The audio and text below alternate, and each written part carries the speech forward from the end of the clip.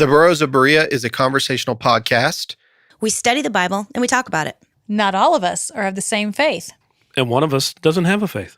But we still love one another, and we're going to continue to talk about these things. The things we believe in and the things we believe about what we read in the Bible. Not all of these are necessarily true. Some of it is opinion and speculation. Thank you for listening and speculating with us. There you go. That was good. Yes. You are listening to the Burrows of Berea. Well, welcome back to the Burrows of Berea. I am Rick Welch. And I am Tiziana Severse. But where are you from? I'm from Notes from the Other Side. Well, you didn't say Burrows of Berea. You just said I'm Rick Welch. Did you see? You said... I said Burrows of Berea. Oh my God, did you really? You said welcome back from Burrows of Berea? Okay, wait, do it again. You need a vacation from your kids. Yeah, I know. Hi, I'm Rick Welch from the Burrows of Berea. And I'm Tiziana Severse from Notes from the Other Side. And I would like Andy to keep all of that. Okay. Please, Andy. I was thinking that. I was like, that's kind of fun, actually. Yeah, and you just heard the very sexy, sultry voice of Rocket Man Andy Bishop. Yes. Yeah. And my sinus infection. This is going to be a really fun episode because this is neither a Burrows or a Notes. It's both. We're going to do a hybrid episode because you are doing a study on the cults, and I actually am doing one on our Patreon page. Yeah. And it's only going to be released on Patreon. So we're both fascinated with this. We both came up in these evangelical churches with fundamentalism for me. And I don't know were you more like Pentecostalism? Absolutely. Yeah. So... But also mega church, right? Right. Like, so started off as good old fashioned, like snake handling country folk, Pentecostal, lo-fi worship. Yeah. Goodness, you know? What is lo-fi worship? Oh, just a piano.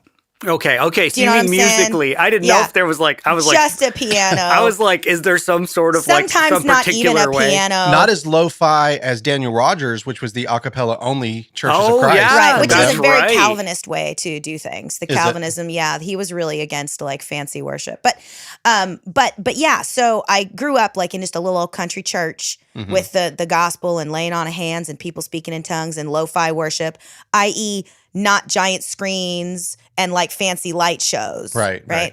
But then I moved to Maui and went to Maui First Assembly of God, Cathedral of the King, which is a giant megachurch with several church plants on different islands and now also in like, the contiguous United States. Yeah. And that is like huge 1,000-person arenas, lots of lights, lots of high visibility stuff. And I went to the private Christian school there. So, and I will say for the record, right? Grew up with the pastor and that pastor's son. The pastor's brother of that church was the principal of my school. Wonderful men. Yeah. Wonderful family, good-hearted people, not yucky people at all, and like their kids, the pastor of the church, Dr. James Morocco, he has 3 kids, like would totally have any one of them on my apocalypse team and at my table for dinner. Like, and Dr. Morocco, who, oh my God, I can't remember the principal of my school's name. It was his little brother. He passed away. His kids, all of his kids, Mark was in my grade at school, their kids, all wonderful people, the whole family, wonderful people. But it doesn't stop the religion and from the church itself having some really, in my opinion and observation and experience, some pretty toxic, high control traits, belief systems, and problems. Yeah. I mean, that's what the whole purpose of this is for me, is to investigate. Not only we're going to look at some of the most horrific cults in America, but there's something about the way that they get started that, you have to ask the question. I always wondered what Andy would say to this question. Like, all right, Andy, so in America, religion, there are certain... I've heard of it. Yes, there are certain religions that are considered acceptable, and there are certain ones that aren't. Have you ever wondered, like, what separates those?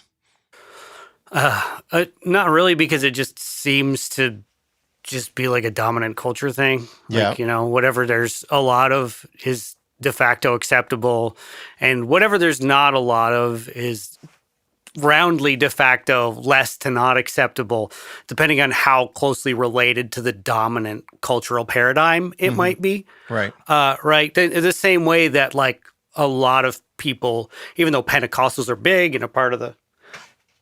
My cat is halfway up a trap. Please don't ruin all my stuff. I couldn't see what you were looking at. So from my edge of the little chair over here, I just saw your face get suddenly terrified, and I was like, I literally was like, "There's a killer.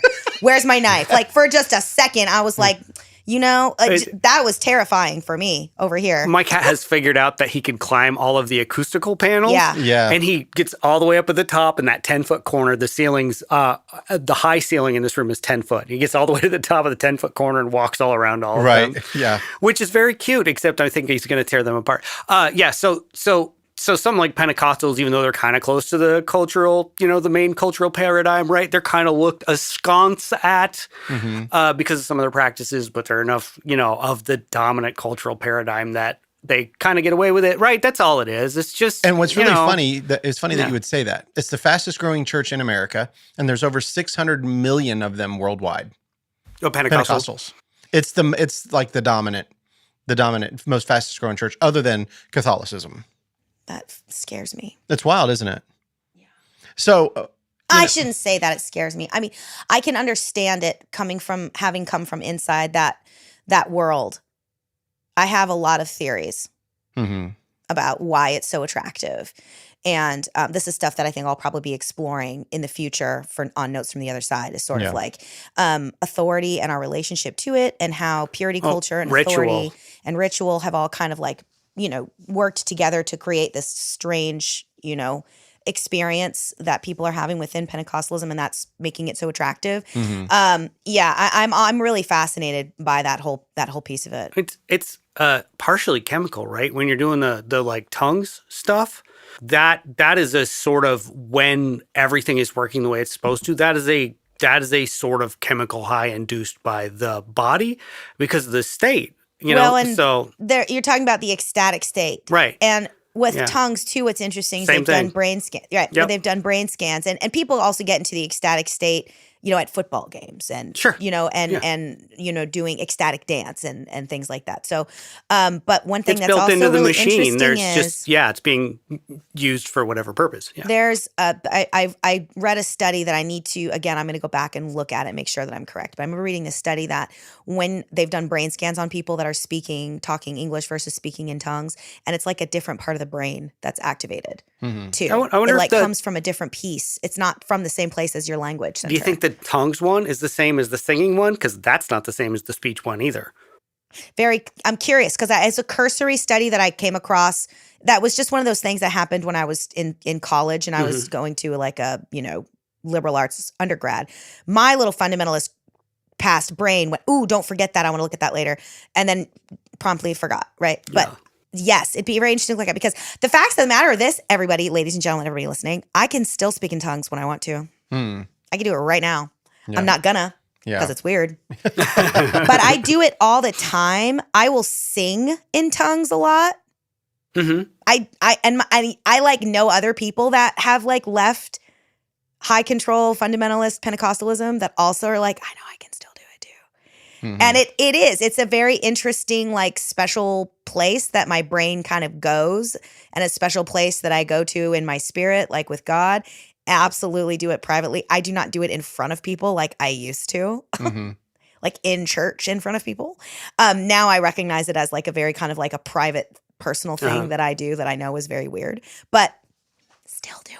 I know some people that have said that very same thing that you're saying. I've always been very pragmatic, very practical in my approach to faith, and I've never had that gift.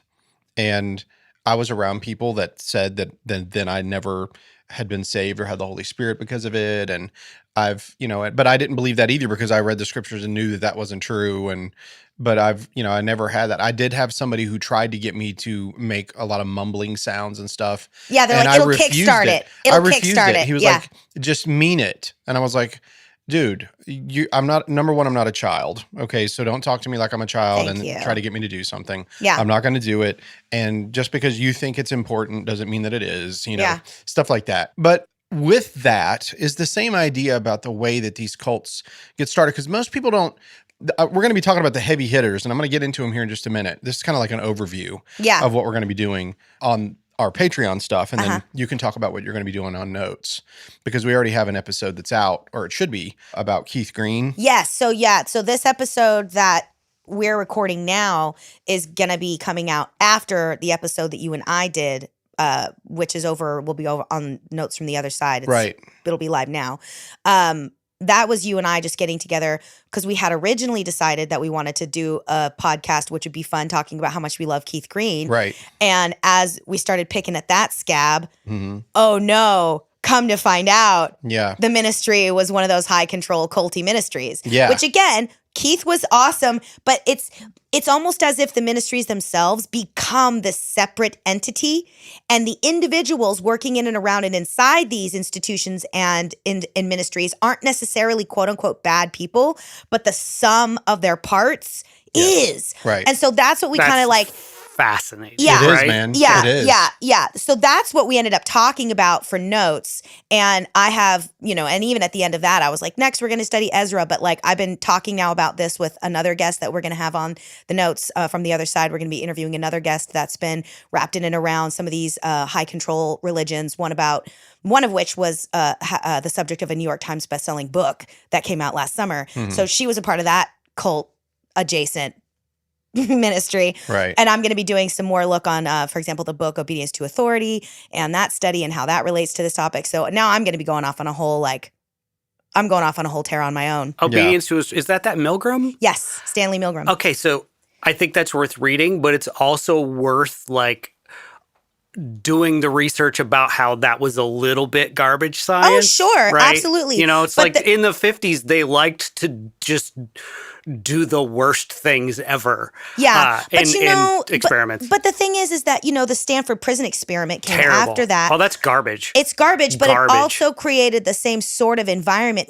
and what we're talking about is where the authority itself, the physical of people have since reported that they were being encouraged to act mean by the people doing the right. And there's lots of garbage. other different there's also different studies, but I mean but anyhow, the idea being that occasionally in these environments somebody is more likely to do something that they personally wouldn't necessarily do if they feel that the authority in the room is telling them to do it, or that's Absolutely. the culture. That's what I'm talking about. And that's what I'm saying when I say the pastors, and it was David Morocco was the principal of my school. Okay. Lovely fellow. Loved him, his wife Pam, his son and daughter, he had 2 sons and a daughter. Dr. James Morocco, his wife Colleen, their kids, all wonderful people who've taken over the ministry now. Individually, they're wonderful people. The institution itself, that they all are like, look, it's not me, them's just the rules. Right. Yeah. Right? It's not me, that's just the rules. So people don't realize that good individuals can be inside of institution, and the institution itself can still be sick. And so that's the kind of thing that I will be looking at, and that I will be talking about and interviewing people and looking at it from a socio-psychological perspective. Right. And I'll be going through the heavy hitters. Yeah. But the one thing that I want everyone to understand is that most of these cults start off with very good intentions and very good people. Oh yeah, very positive. Yeah. And the people that are involved want to be a part of a community. They want to be loved and appreciated. They want to give effort. They want to see fruits of their labor. They all start off well, but these heavy hitters usually have 1 or 2 people that kind of the power kind of gets to them, and then they really start to shift, and once that happens, the whole organization starts to suffer under it. Yeah. But because they're so, you could use the word indoctrinated into the system, whatever that might be, that they find it's very difficult for them to leave, and it's very difficult for the families to reach them. They get isolated. Oh, yeah. Things like that. Then you can't, it's like you can't reach them. So, Yeah. So let's just start off with some fun little queries, shall we? All right. So either one of you jump in. Do you guys know what Jonestown is? Only vaguely. The Jonestown Massacre. I don't know the story. Yeah, that's not the Kool-Aid one. It is. Yeah. It is the Kool-Aid one. Okay, so that's where I the know, joke, don't drink the Kool-Aid, or someone has or hasn't drunk the Kool-Aid, meaning that they have now usurped their own authority and their own ability to reason and think and have become the Borg. Yes, exactly. Yeah. So Jonestown is the first one that I'm going to be tackling in a series we called Shadows of Jonestown. And it's going, what we're doing is we're going to talk about its leader, Jim Jones, and how he was this very charismatic figure that actually did a lot of good early on in his ministry. When he started the People's Temple, it was one of the most diverse groups that you would find. This was during the Civil Rights era, and they had, African American, Caucasian, they had Native American, they had, you name it, and plus, foreign people like Filipino and all that, all together in one group. And they were thriving. They were doing really well, and they were impacting their community in a positive way. They dealt with homeless. They helped people get into homes. They sort of acted like a communal type group even early on, even though they had their own homes. They would invite people in, off the streets and work together to, feed those and take care of, single mothers. And the outcasts were the ones that they were going after, which sounds very Jesus-esque, right? Yeah, sure. That's what happens. But along the way, Jim Jones begins to start to drink in this power. He sees the influence he has. He gets involved in politics, and the politicians actually really prop him up. I mean, as a matter of fact, one of them in San Francisco, I'm sure you guys have heard of Harvey Milk. Yep. Oh, yeah. Oh, yeah. Harvey Milk used to go, and speak at the People's Temple and be a part of that group. He loved Jim Jones at the time, and of course he was murdered. Not by People's Temple, but in a separate event, because he was, openly gay, as a politician. But then also, Jim Jones helped other people get elected, and because of that, they put him on special committees, for the communities there in LA. Because he starts out in Indiana, and then he realizes that, with the way American society was, he was more of a communist. He was more of a socialist, and he didn't agree with, American politics really at all. And so he had initially thought that he was going to go to South America, but it just didn't work. And so in his mind, he'd read this article, I think it was in a Time magazine, about nuclear war and how the safest place in the States was Redwood Valley, California. So that's where he picked up and moved his church from Indiana all the way out to Redwood Valley. Ooh, a little bit of power, and then sprinkle some paranoia in there. Yep, and isolate them. A little smattering of paranoia. Yeah, exactly. So once he gets there, he begins to teach these government classes in the local night schools, and he gets his own followers to come to those classes and to speak highly of him, and sort of, oh my gosh, to start showing so that now his ego's starting to get his involved. ego's getting in the way. And then, as a matter of fact, I can't remember the name of the politician that was in San Francisco, but he compared him to Martin Luther King Jr. and Angela Davis, and Albert Einstein, all wrapped into one. He said this in a public address.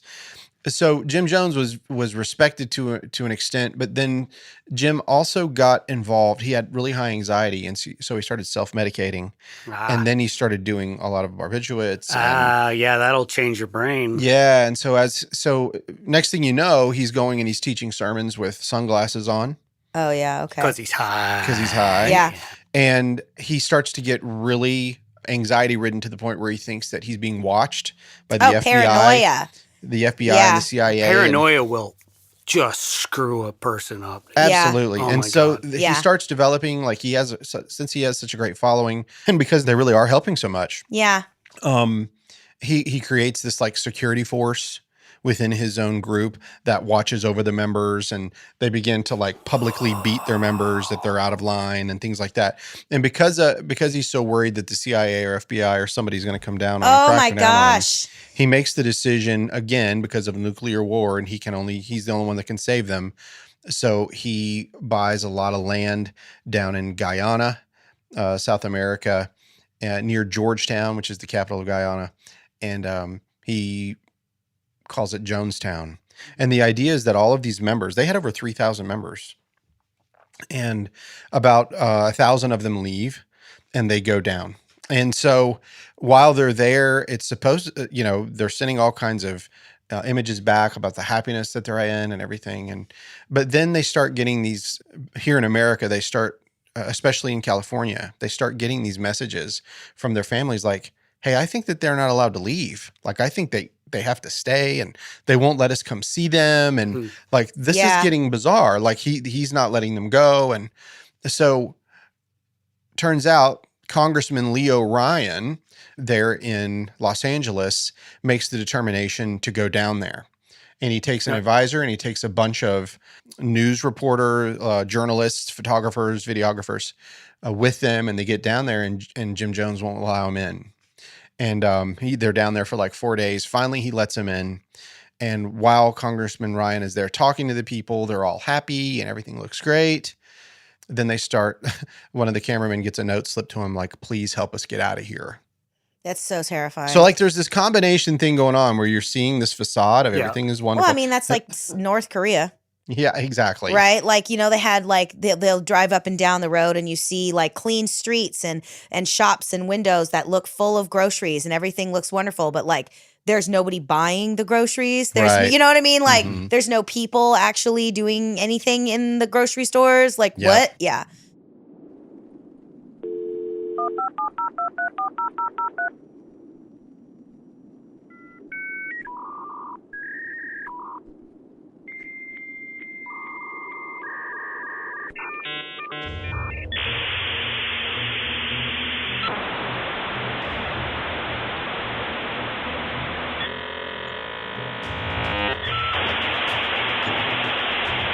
They called themselves the Class, later Heaven's Gate, a group of ordinary people who walked away from everything and believed they were chosen to leave this world behind.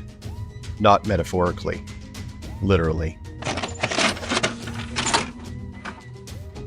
If I would title this tape, it would be Last Chance to Evacuate Planet Earth Before It Is Recycled. Led by a man who claimed to speak for beings beyond the stars, they trained, obeyed, disappeared. And in 1997, they carried out one of the most haunting acts of mass death in American history. San Diego Sheriff's deputies stumble into a house of death, a multi-million-dollar mansion filled with dozens of bodies, the site of a grim mass suicide. But this isn't just a story about a cult. This is a story about the need to belong, about the quiet loneliness that hides in plain sight, and the human desire to believe in something, even if it means leaving Earth behind to find it. I'm Rick Welch. Join me as we uncover the chilling truth behind Heaven's Gate, from hospital beds to the internet, from whispered prophecy to suicide pacts. This is the full story, told in real time from the inside out. This is The Skywatchers, a 7-part investigative podcast series, available only on Patreon. Subscribe now at www.patreon.com/The Burrows of Berea and hear the story that was never meant to be told. The stars are waiting. Are you?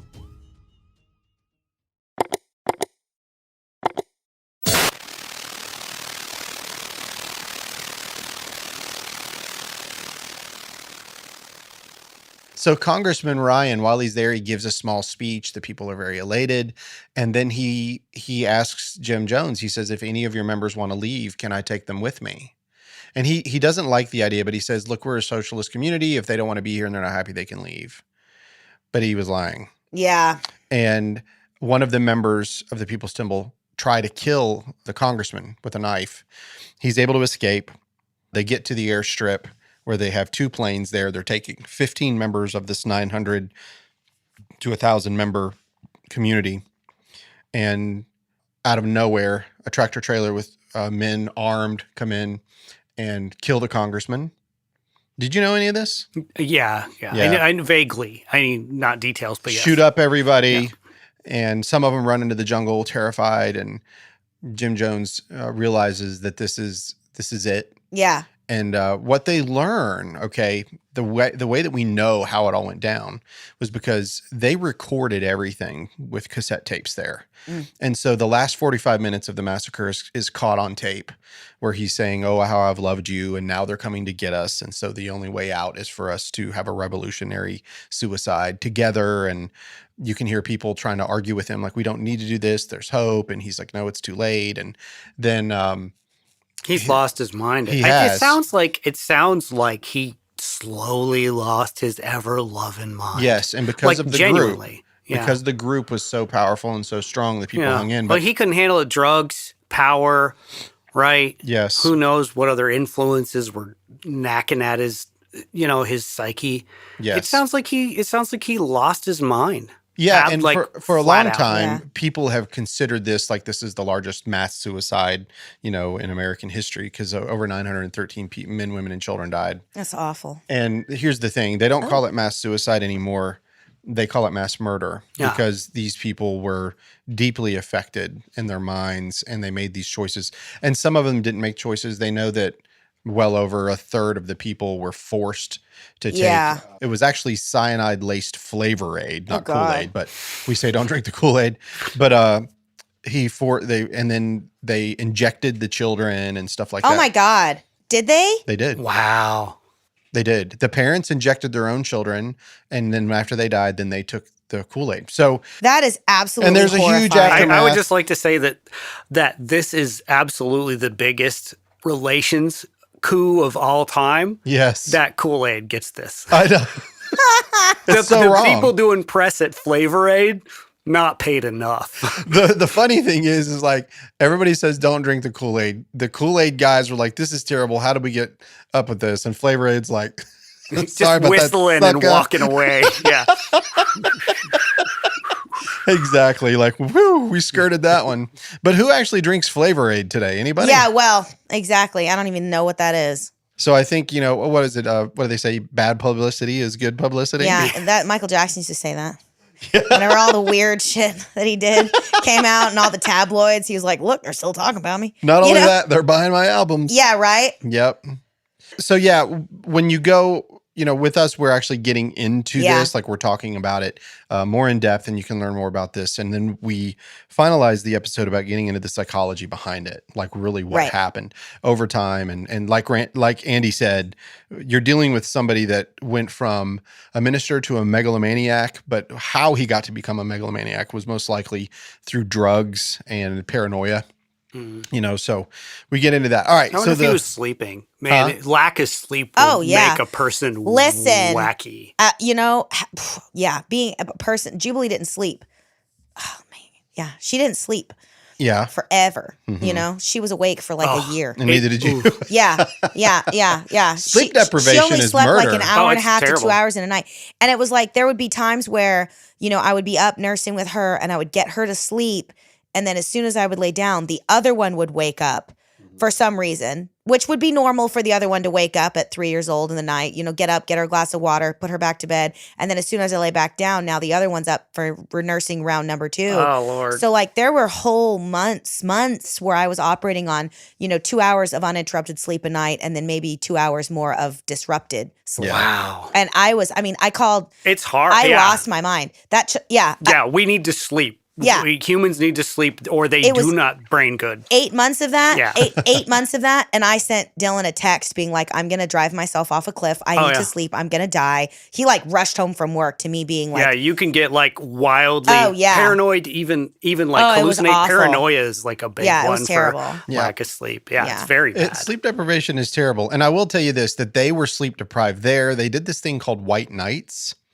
And what would happen is that Jim Jones would get on the big broadcast horn and tell everybody they had to come into the center of the commune where they had like this, I forget what they call it. It's like what do you call it? Where you have like a stage and everybody comes. I can't remember. I'm so sorry. My brain is not working. I'm sleep deprived. A pavilion? Pavilion. Thank you. Pavilion. He would call everybody to the pavilion and then they would go through this test of taking this cyanide-laced Flavor Aid because he said that the CIA was there. They were coming. They were going to murder, rape, torture their children, and that we were going to do this revolution suicide. So they would all be crying and be upset. And then they would force their kids to drink it. And then they would drink it. And then 30 minutes later, he would say, this was a test. It's called White Nights, bro. And one time they did one called a 6-day siege where the White Night lasted for 6 days. Where they all stayed like in the pavilion for 6 days dealing with it. So he had them sleep deprived. He had them like. As a mother, I don't know how you live with, I don't know how you handle that. I don't know? either, but I think that I guess some of them really believed in the commune. Some of them wanted to get out, but knew they couldn't. And so they were just trying to make the best of it and hoping for the best, I guess. But I've read a lot about this, and it's a terrifying situation. And, Yeah. and I've often thought, well, I could never find myself in one of those, but that's a lie. I think I probably could have found myself in a cult like this, especially in my 20s, because I was very interested in doing something great. And, so, and even in my 30s, I think I told you a story about when I was crawling up some steps. Yeah. Remember that? Yeah. I'll tell Andy that. Yeah. Okay. So this was when I was like 38 years old, and I was at a church. I won't say where, and I won't say who this person was, but while we were having this prayer time, the man that was the preacher was talking, and he starts crying like a lot, and he feels this burden in his heart, like for the lost in our community. And he gets down, like lays down on the ground, and he's praying. And eventually the deacons, they get up and they lay down, and more of the older men in the church get down. They're all laying down prostrate on the ground, because they're like, this is an idea of like laying down before God. I mean, they're not Pentecostals whatsoever. Like they're not slain in the spirit. This is like, we're laying down before God. We're just begging for help. And, I'm there, and pretty much like every man's on the floor. This is a men's prayer room. And I felt compelled, like, I guess I better do what everybody else is doing. Yeah. Oh, dude, we're herd animals, man. Yeah, I know. You can love it or you can hate it, but it's true. So I laid down, and I'm sitting there, and of course, I feel foolish. I mean, like, I understand. To me, it's like, okay, if one of these guys, in their heart, like this is just something that really matters to them, I don't know why all of us have to do it. And then the next thing you know, they start crawling. I've never seen anything like this in my life. They're crawling through the hallway. They crawl up the stairs. They crawl out into the main sanctuary where all of the other people who are waiting for the service to start are. And these men are blubbering and crying. And I'm like, I feel so foolish. What are we doing? But I was still on my hands and knees with everyone else. Yeah. I'm 38 years old. I'm a grown man. Yeah. I no longer go there because of it. Like I quit going simply because I was like, That was too weird. I can't do it. Like, this is not me. I'm not going to do it. But at the same time, in the back of your head, you're like, were those people really just in there? They were just lying prostrate because they really wanted God to move, and that meant so much to them that he did. And I can get it, but dude, it just wasn't for me. Like, I'm not going to crawl up steps and lay down on the floor in the middle of the sanctuary because I don't think that it's necessary. You know what I mean? Like, so I just left. Well, and that's the other thing about these groups that I find fascinating, and that's the piece that really strikes me, because like Andy just said, we are animals, and we are herd animals, right? We are hardwired for in-group, out-group. For the record, I use the word herd because I think it's hilarious. We're not technically herd animals, but we're social creatures. Yeah, communal We're group. communal social creatures, right? And so as part of that, we are hardwired for this in-group, out-group thing. You are, because it's a safety mechanism, right? Yeah. If you are part of my tribe, part of my team, then you aren't going to be in competition with me or my family for resources. Yeah. And so we do this in-group, out-group thing, which again has led to one of the things that Dan McClellan talks about all the time, this costly signaling thing, that would, what are you willing to do to prove your in-groupness to the in-group? And the stakes get so high when you're talking about religious affiliation, because you're now just not saying, are you a part of our group and how are you going to prove it? You're saying, are you allowed to have relationship with God? Right. Then what are you doing? God, what are you willing to do to prove it? Are you willing to crawl on your hands and knees up the stairs because that's what everybody else is doing? Are you willing to pretend to drink this Kool-Aid because that's what everybody else is doing? Right. There's this really intense, whenever a group has co-opted God connection. Yep.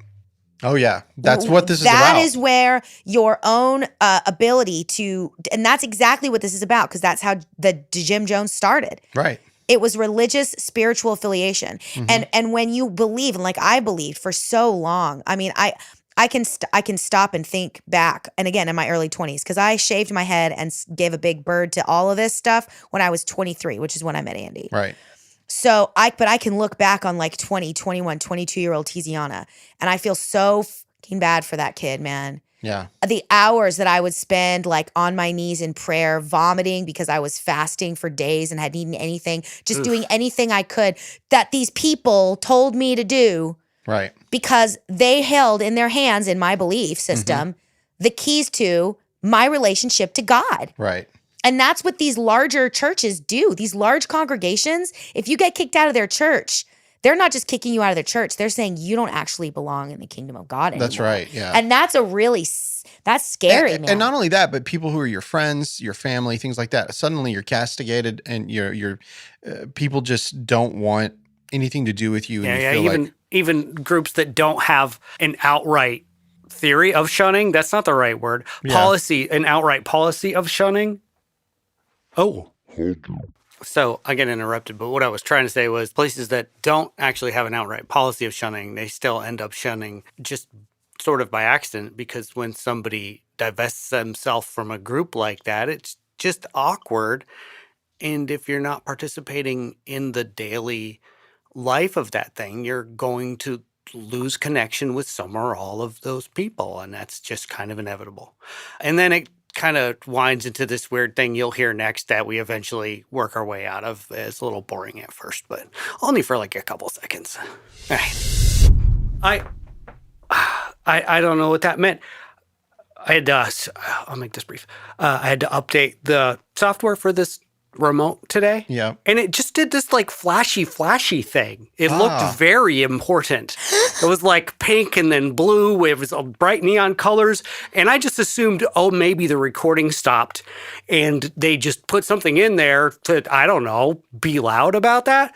No, nothing stopped. Nothing changed. Everything is exactly how it's supposed to be. It just flashed a lot and scared me. Man. So the that cat, was the second time in this episode that you have made a face that suggested to me I needed to grab a blunt weapon.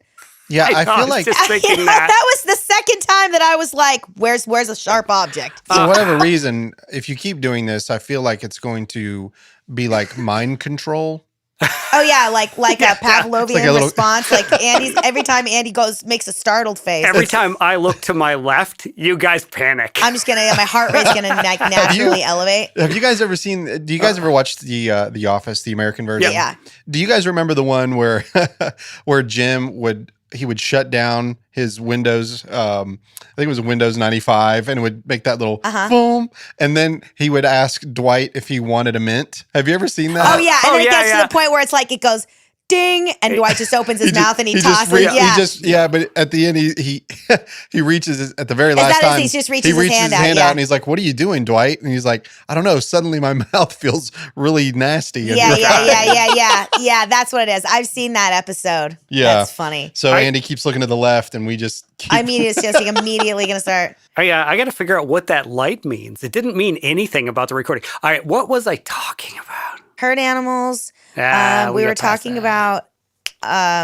We might just have to abandon it. When these groups are not just using their costly signaling to denote in-group, out-group, when they're using it to control your access to God. And that's let's just go back. The thing. Go back. You've got all of these denominations. And every single denomination is split along these like theological lines that are like very, very hairy. And immediately it's like, yeah, but then you're not a real Christian. We are. Right. Oh, yeah. I remember. I remember seeing that with Dan. Like Dan, when we were in studio with Dan literally said the words, "I am a Christian." Mm-hmm. But he's not the kind that this person likes, so he gets kicked on all of the time.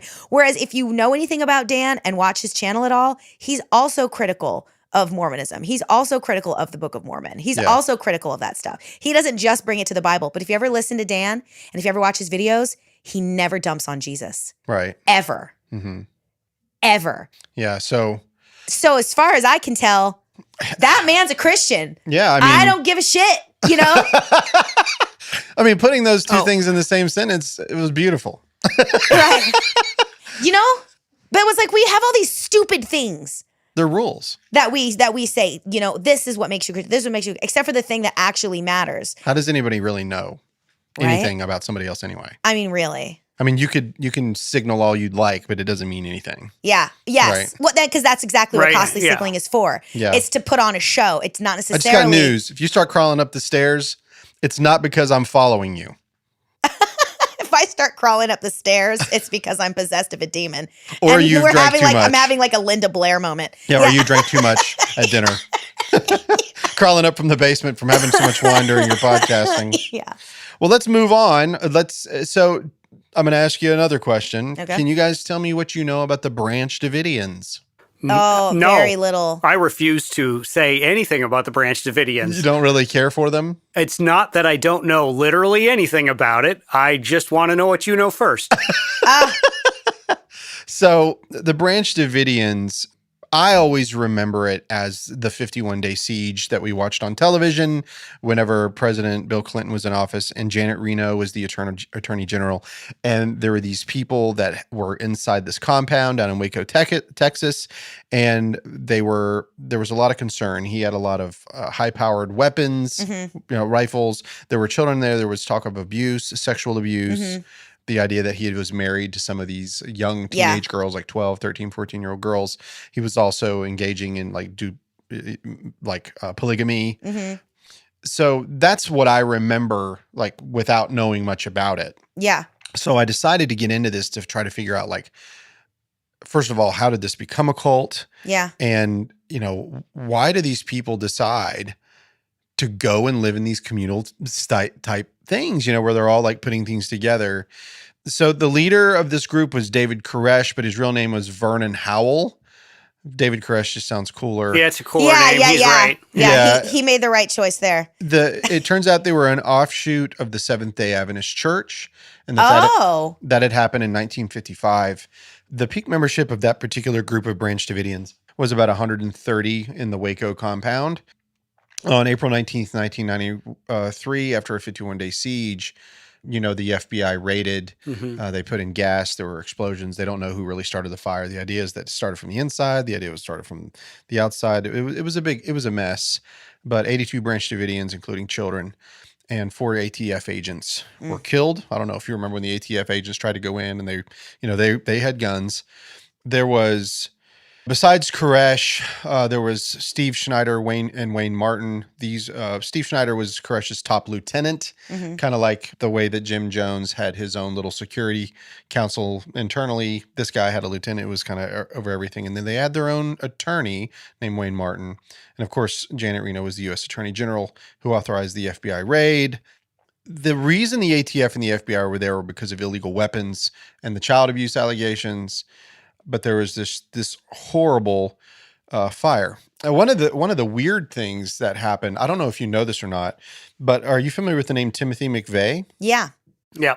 Timothy McVeigh was actually on the outside, not a part of the group, but he was there observing what the FBI and the ATF were doing to this particular group. Oh, so he was he officially some sort of observer from another third group? No, he was just personal. Yeah, it wasn't just personal. I think he was involved with some more of these. You like to say conspiracy theorist type groups, but these militias, that you would hear out, in the Midwest that were very upset, with the government. Very big in New Hampshire. Yeah, is there? Yeah, New Hampshire. Oh yeah, yeah. I didn't know Live that. free or die state. Oh yeah, okay. Hell boy. Hell boy. So yeah, we're going to get into that because this man in particular had one of the most unique brains. Vernon Howell had memorized the Bible. He believed that he was writing like the final words testament, of God, the final testament, and he believed that he was the Lamb. Yeah. Of God. And I don't know that he thought that he was when he started, but he certainly did by the time he ended. And a lot of people believed it. I mean, there were grown men that were married that gave their wife to David Koresh because they thought that's what God would have them to do. Yeah. So, I mean, it was wild, man. It's a wild story. It involves the U.S. government. And for me, like I remember I had graduated high school and I was watching all this stuff unfold on television. I thought it was crazy. Did some of those people get out alive? Some. But only just a few on the day of, and some people had already left the group. Yeah, it's pretty wild. So we're going to talk about them, the Branch Davidians, and the debacle in Waco. So here's another one. Tell me what you guys know about Heaven's Gate. Now, I don't know anything. That's local, isn't it? That was isn't that Black Mountain? Or no? Heaven's Gate was in California. Oh, never mind. Oh, yes. I'm thinking okay, never mind. In San Diego. Have you ever heard of Heaven's Gate? I've heard of it. You probably remember the story about the group that was wearing black sweatsuits and Nike shoes. Oh, they all had the same sneakers. And they committed suicide. Yeah. Right. Yeah. Another suicide group. Yeah, so this group was created in 1974 by two people, Marshall Applewhite. I don't know if you've ever seen that dude's face. Like, he's got a wild face, the Heaven's Gate videos. Really? Oh, man. And a woman by the name of Bonnie Nettles. And this started in San Diego, California, but it ended tragically on March 26, 1997. So this group lasted a long time. That's a long time. 23 years, yeah. Over 39 members died by suicide in the same way. The funny thing was, and it's not really funny, but they're a UFO-based religion. They started with Christianity, though, and they ended up with as a UFO-based religion. And they believed that they would send to an alien spacecraft following the Hale-Bopp comet. Do you remember when the Hale-Bopp comet came? Yeah. Yes. It was a big deal. You know, I mean, this is so funny. It sounds like what's the other one that kind of secretly, the other Christian religion that smaller but not tiny, that secretly kind of believes in other planets and Jehovah's. Oh, yeah. Jehovah's Witnesses? I think that's Mormons, actually. Mormons. Yeah, Is are it you talking Mormons? about the ones that Mormons. have like the Mormons? Because they've got like multiple heavens too, Yes. and like Oh, yeah, a whole but there's- different like that they universe. become gods and Yeah, other their own little planets. planet, like they get their own planet when they die, kind of a thing. I think the Jehovah's are a little more like in a thing they don't talk about. They might be a little more alien based. Yeah. I might be wrong about that. Well, what's really interesting is that something that I was always The fascinated more with. alien-based denominations. Yeah. Well, if you think about Well, it, that sounds like one of the most alien-based denominations. Yeah. look, but think about it this way. If you read the Bible, okay, and you hear about Elijah leaving, how does Elijah leave the earth? Does he die? He's caught up Caught up in what? in a whirlwind. In a whirlwind of what? Smoke. Spaceships. Fire. Oh, yeah, that's right. Okay. Whenever Jesus ascends, how does he leave? He just goes up in the air. He goes in a cloud. He's like, bye. Right. He's a cloud rider. He's taken up in the air. He's they're the gods of the Old Testament were known as cloud riders, right? Like Baal the cloud rider, right? Oh, yeah. So the idea, if you can imagine a spaceship with a lot of fire coming behind it, or like our rocket ships, right? You hear about the two witnesses, how they can call down fire and things like that. So Marshall Applewhite, they were sort of playing on this idea that Jesus was another being. He was an alien being. He was able to do supernatural things like walk on water. Oh, yeah. Sounds very supernatural, very science fiction-esque. So when they decided to do this, this was one of the first like internet era like things, like where things that went viral in the 90s. You know, it was huge because they were able to watch these things on and read about them on the internet. And all of them died with phenobarbital mixed with applesauce and vodka, followed by suffocation with plastic bags over their heads. Oh, my gosh. Yeah, that's a lot of work. How do you suffocate yourself to death? You tape it around your neck. Yeah, bro. Very weird. You got super drunk and super stoned. Yeah. And by the way, this was not a sex cult.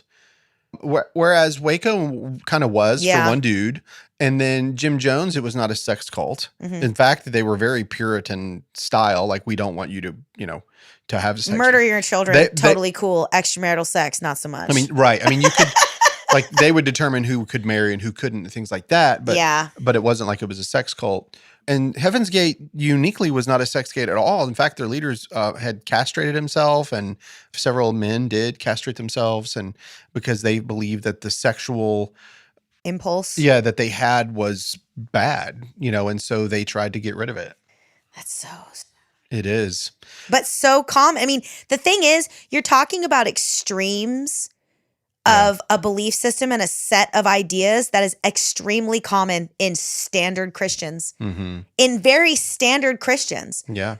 For them too, sex and sexuality is wicked and evil outside the bonds of marriage. Yes. So it's very easy to see how that could lead to this, because that thinking, in my opinion, is also toxic. Yeah. Look, it doesn't, for me, I've been having a difficulty. It's such a fine line between what you would consider normalized religion and cult behavior. Dude, listen, it's so close. Let's be honest. I don't know how you can. It's hard to divide them, and that's the whole point, and that's the terms that I am coming to within all of this. Yes, is that like and a spoonful of sugar makes the medicine go down. It does. Spoonful of Kool-Aid. Yeah, makes the cyanide go down. We just high-fived across the room there. All right, let's see if you guys know this group. Have you ever heard of NXIVM? No. Isn't that like a That's drug? a hair care. Yeah. There is a Nexium that is for acid reflux. It's the purple pill. Huh. All right. So Nexium is actually a cult that started in Albany, New York, and its leader was Keith Raniere. And this was founded in 1998 and only tragically ended in 2017. Wow. Ooh. That's not too long ago. No. These cults they're like, that still is like a 20 years time span. So listen to this. Their peak membership was in the thousands, including celebrities and wealthy elites. They were headquartered in Albany, New York. Here are the key figures. Keith Raniere, he was convicted of sex trafficking and racketeering, but he was considered a genius, and he had written all of these programs to help people in the corporate professional world. Okay? And he had a partner named Nancy Salzman, who was involved in psychological manipulation. Ugh. Okay? Ugh. Then they were funded by Claire Bronfman. She was the wealthy heiress of the Seagram's empire. Oh, wow. Wow. Yeah, buddy. So all the gin you could drink. And then The blood of Christ was gin. the highest ranking recruiter within this group, her name was Allison Mack. And if you've never heard of her, all you have to do Alex is Mack? Allison Mack she was a very well-known actress who was in the Superman television show. Oh. Allison Mack. And she The was one with Dean Cain? Dean Cain. No, that was Lois and Clark. Yes. No. This was the Superman. Let me find out exactly. I'm going to Google. Not Smallville. Allison Mack TV. I love that we're all Googling. Let's Google it. Let's Google Smallville. that. Okay, Smallville. That's what yeah. Yes. Yep, she was in Smallville. She was in Wilfred. She was with in that other cutie pants. Seventh Heaven. She was in a lot of shows. Yeah. Very well-known, Seventh high-profile Heaven, actress. that's sad. The dad's a diddler. The Isn't that 90s. sad? Yeah. Such a bummer. What's that? I was just thinking the 90s. Yeah. I know this didn't end in the 90s, but Right. the 90s loved a cult, huh? The 90s loved a cult, man. So here's the thing. The famous quote from this group is, "We are committed to ethics." Yeah. But the controversial secret subgroup within Nexium was called DOS that branded women as slaves. What? Sex slaves for the leader. Wow. Oh my gosh. Keith Raniere had been sentenced to 120 years in prison. And the cultural impact from this group is it led to greater awareness of coercive control and psychological abuse, especially in the corporate world. So I'm kind of going for some different groups, like what these heavy hitters. Yeah. Like I'm looking at the corporate idea. Yeah. I'm looking at sex cults. I'm looking at non-sex and pure culture, but I'm also thinking about But you know, UFO based and they all coercion. They all have a common thread of control of sexuality, condemnation of sexuality, a sort of disdain for sexuality, and a misogynistic undercurrent. Yeah. And so those are two things That would be a that great are name extremely for like a massage therapist. misogynistic undercurrent. That wouldn't be a great Only if it was Donald Trump's personal masseuse. misogynistic undercurrent. Yeah, misogynistic undercurrent. But it's like It's a new these are band two I'm really starting. big things that like so on the other side of that, Yep. not a church or a group or whatever that doesn't predicate a big piece of its membership on willingness to subjugate your own sexuality to this particular group, Yep. and that doesn't participate in any sort of patriarchal or misogynistic standards. Mm-hmm. Like for me, those two things seem like obvious, and yet so many mainstream churches, those are two pillars. Not Yeah. that they would acknowledge that, because they're just that's God's word, Tiziana. Right. That's what God says. I'm telling you, It's there is wild. a fine line, man. Yeah. In my study, especially in the psychology behind this, there is a fine line, a very, very fine line. Yeah. And I personally think that I'm easily susceptible to cult-like behavior. I've discovered that about myself. Yeah. And so now I started a group called Pound Sand. And I want to throw one in here just because it's not a Christian cult, but the cult that did the sarin gas attacks in the Tokyo subway. yes. Ocean Rikyo? Yes. Yes. Yeah. Shinrikyo. Shinrikyo. Yeah.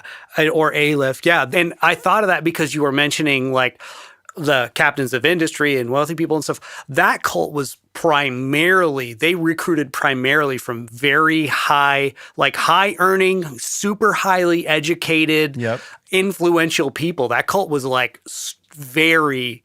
Yeah. What do you want to call it? I don't know.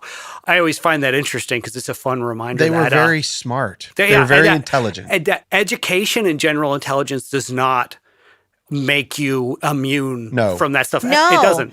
It just doesn't. And that's the thing. Like, it's all so fascinating. Yes. It's so fascinating. So this one, everybody knows about the Manson family. Yeah. But do you know, this is so unbelievable, guys. This is so unbelievable. In my research from a book called Chaos, there is, in San Francisco, everybody in hippie music knows Haight-Ashbury. Yeah. Correct? Oh, yeah, Sure. yeah. Do you know about the Haight-Ashbury Clinic? No. So because of all of the sexually transmitted diseases that were going on with the hippies back then, Sure. they had clinics, free clinics, to try to help get rid of the spread of disease that was going on, right? Well, the man that ran the clinic, his name was Jolly West. Uh-huh. And what most people didn't know until it was recently open to the public was that he was head of a CIA project. Wow. That this was the CIA planted in a clinic in Haight-Ashbury. Oh, they were scared to death of hippies Yes, they and were. that free love movement, but not because it was a free love movement, because it was a powerful movement that was getting the masses to do something. Sort of a fundamentally communist socialist leading movement, and it was huge. They were terrified. Have you ever heard of the CIA program called MK Ultra? Yeah. Yep. Yeah, that one. Yeah. He was in MK Ultra. Oh, really? He was the psychiatrist behind giving the drugs Oh, for my mind gosh. control. Have you ever seen The Men Who Stare at Goats? Yeah. Okay, so this same guy, do you know?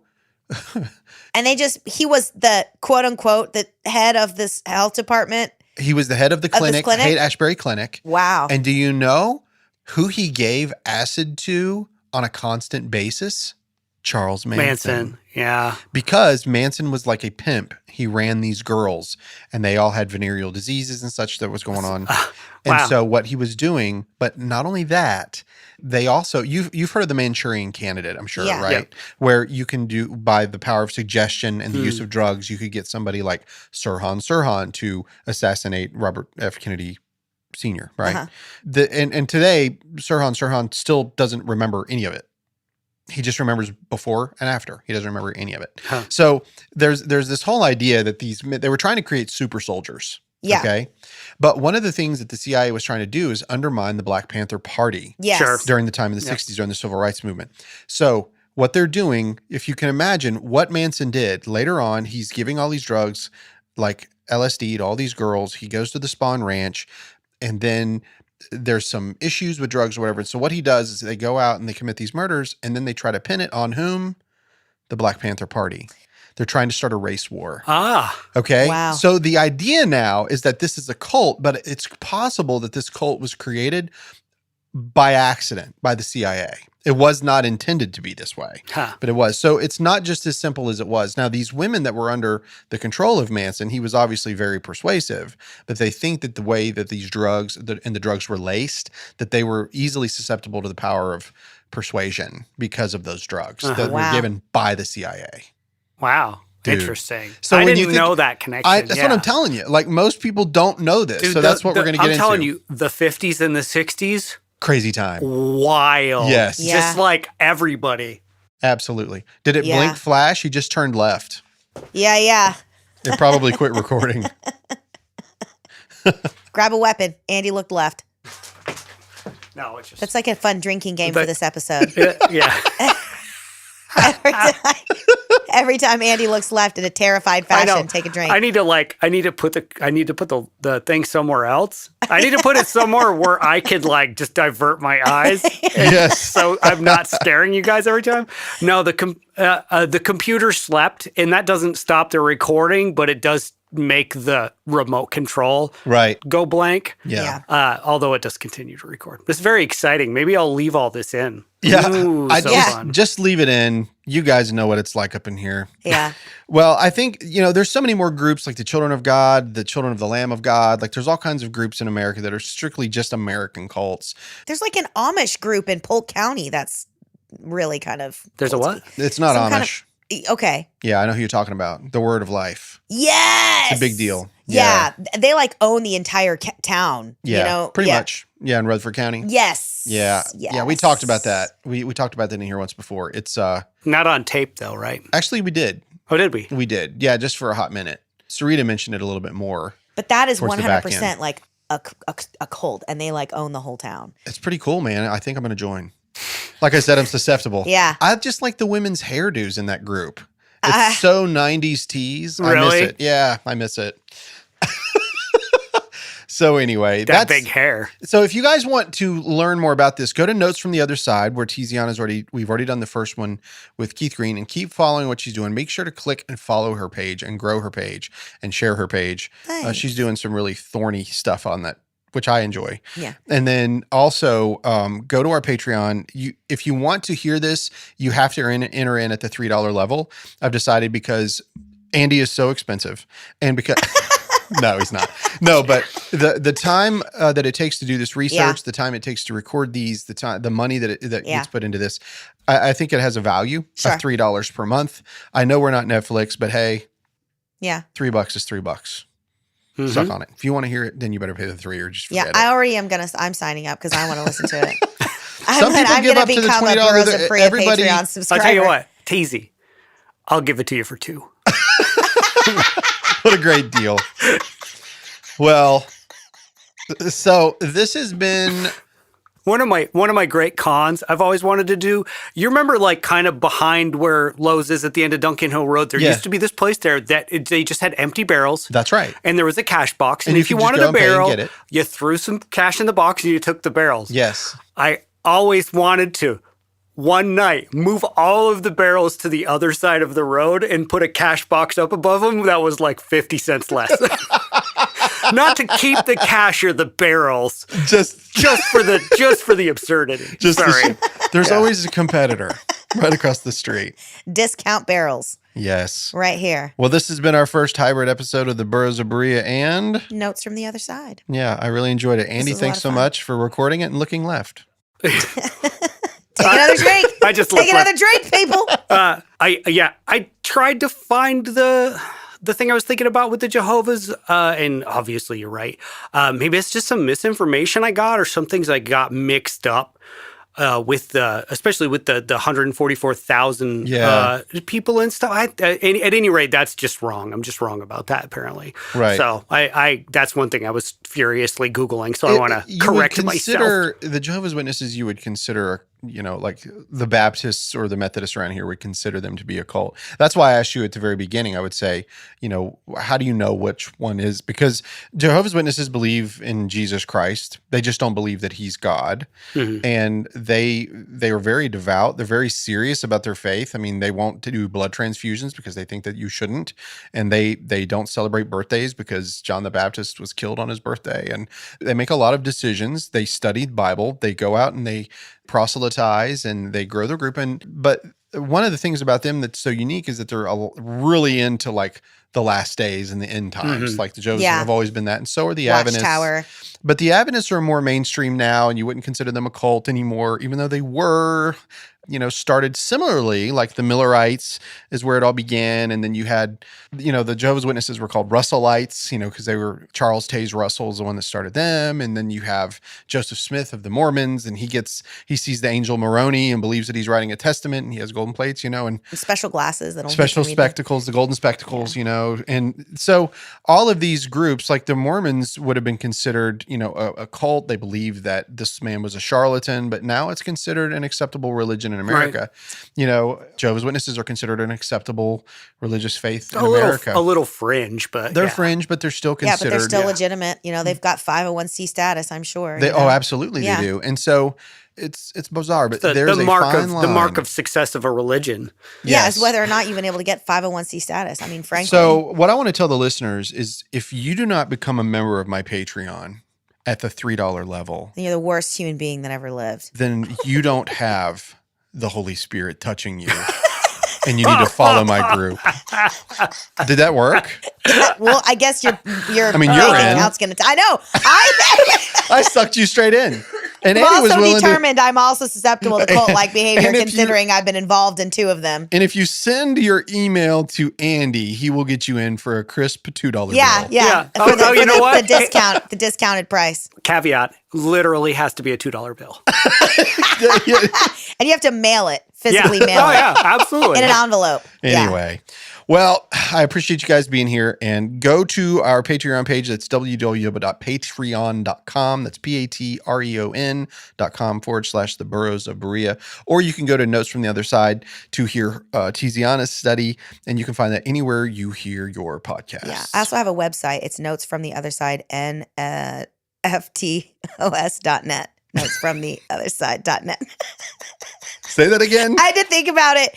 nftos.net, Notes from the Other Side. And Okay. it's where my blog, it streams the podcast. And there's also Patreon information over there. nftos.net. Yes. .net. Yeah.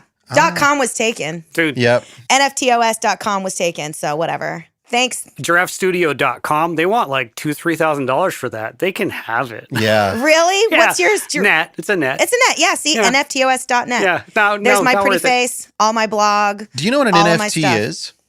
It's an insufficient funds. No. Right? NFT is a non-fungible token. Are you familiar with that? Yeah. Yeah, like the Bored Ape or whatever they were. That's right. Before all those things, before even the people that thought they were cool realized they were garbage. Yeah. Yeah. But I mean, it was also something, it's sort of a thing that came with cryptocurrencies and stuff Yeah. like that. Oh, that They're kind like of group. little pieces of digital art that were somehow protected so that there could only be one of them. That's Well, right. my And then website has people were nothing like- to do with any of that. Yeah. there will be none of that at nftos.net. That's Note from the Other Side.net. That's awesome. I actually hope that is my website because now I have to go check. Yeah. I hope it is too. All right. Well, we'll thanks, talk to you guys. guys again next time. Peace See out. ya. Bang.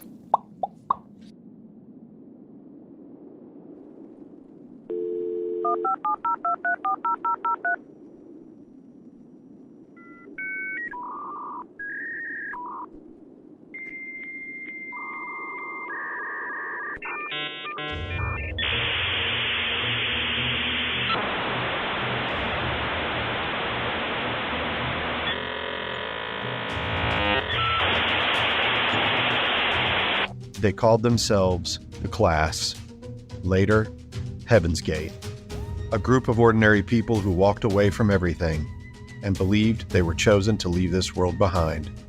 Not metaphorically, literally. If I would title this tape, it would be Last Chance to Evacuate Planet Earth Before It is Recycled. Led by a man who claimed to speak for beings beyond the stars, they trained, obeyed, disappeared. And in 1997, they carried out one of the most haunting acts of mass death in American history. San Diego Sheriff's deputies stumble into a house of death, a multi-million-dollar mansion filled with dozens of bodies, the site of a grim mass suicide. But this isn't just a story about a cult. This is a story about the need to belong, about the quiet loneliness that hides in plain sight, and the human desire to believe in something, even if it means leaving Earth behind to find it. I'm Rick Welch. Join me as we uncover the chilling truth behind Heaven's Gate, from hospital beds to the internet, from whispered prophecy to suicide pacts. This is the full story, told in real time from the inside out. This is The Skywatchers, a 7-part investigative podcast series, available only on Patreon. Subscribe now at www.patreon.com/The Burrows of Berea and hear the story that was never meant to be told. The stars are waiting. Are you?